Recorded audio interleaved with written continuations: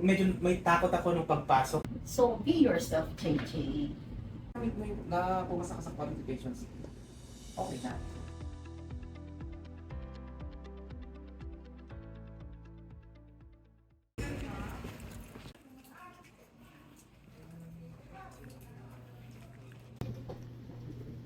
Si JJ, halika, pasok ka.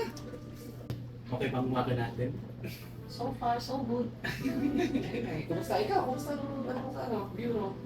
Okay naman sir, ma'am. Mag 6 months na ako dito sa bureau and napakaraming opportunities. Paano ka nakakapag-adjust? Considering na bago ka pa lang dito.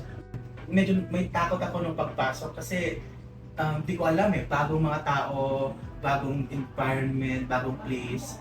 Natakot ako na mag-show yung kung sino talaga ako, kung ano talaga ako. Pero as time goes by, nakikita ko naman na very accepting yung mga tao.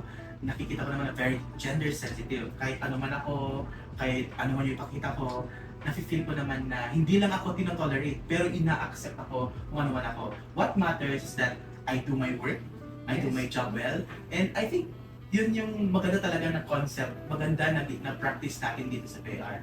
And yun din yung pwedeng gawin ng even kahit anong office, even kahit anong workplace na maging practice din nila. Nakita ko rin na talagang yung mga nandun sa taas, very approachable.